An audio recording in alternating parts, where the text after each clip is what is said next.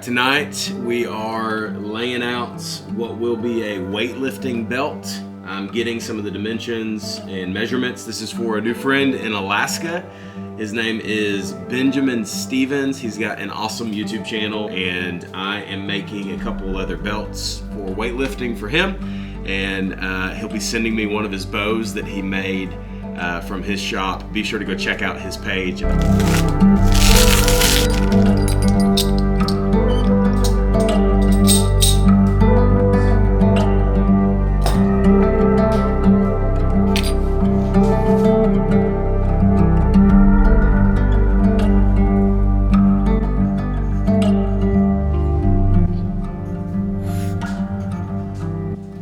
Negative 25 degrees in Alaska. That's wild.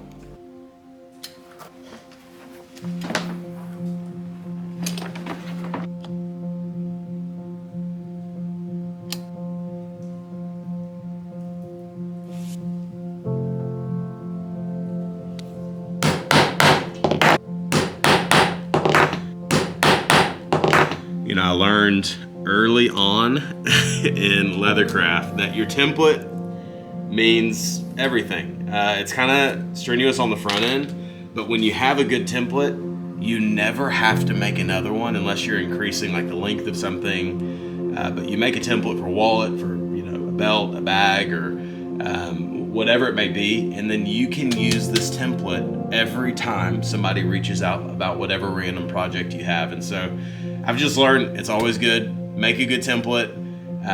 I wish I could go back and tell myself that about 11 years ago, because I would just like wing every project, and I would go with a ruler and I would measure the leather hide. And I've also learned it's a lot cheaper to make mistakes on poster board than it is a leather hide that are several $100s. It's like you ruin a piece of leather, you're kicking yourself. You ruin a piece of poster board, you go back to the dollar store and you spend 50 cents. So just a little piece of wisdom.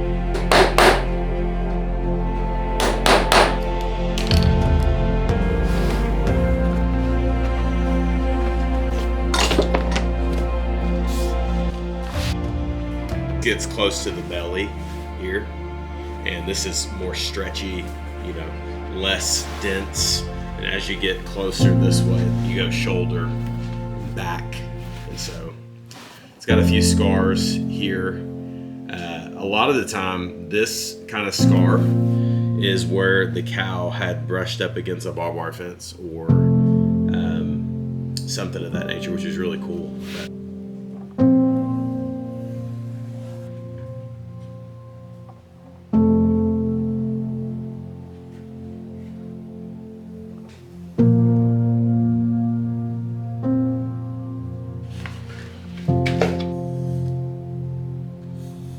The great thing about using one piece of leather and not sewing two pieces of leather together, which is what you're going to get in most weightlifting belts. I know the ones I used in the years that I powerlifted, there were two-piece belts, or sometimes three-piece belts. It's two pieces of leather, piece of felt, lots of sewing that will happen. But when you have one piece of leather, you just know really nothing's going to go wrong with it, because it's not multiple things held together by thread. It's just a piece of cow.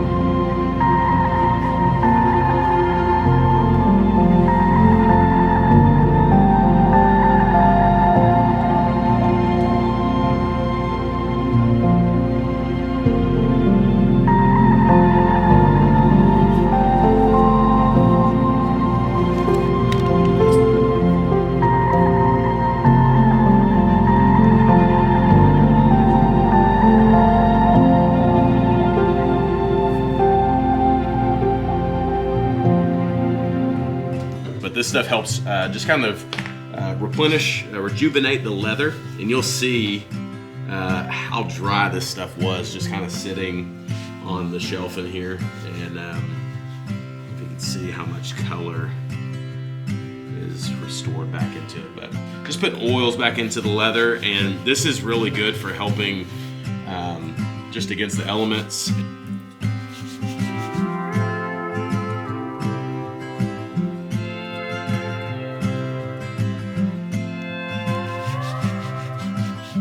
Want it to almost have a wax film on top of it, and then you come back after and kind of clean, because you don't want it to be all kind of gooey. Fibers down on the belly of the leather. And it's like, I'm out of shape. This is like hurting my shoulder. So normally I would stitch these belts and have some accent stitching, across the edges, but I'm not going to do that, because Ben, who these belts are going to, he's going to use a wood burning tool to etch in some different things. I think these are gifts for his brothers, and I think some memories they have, some things that are symbolic in their family, he's going to etch into these belts. And so you don't want to have thread that's exposed when you're using a wood burning tool. It just would, it could be bad. So we're just gonna leave them like this. And as much as I would like to sew them and have a kind of a neutral colored thread going through here, we're not gonna do that. But these look awesome just the way they are, just raw. And they are gonna be great weightlifting belts.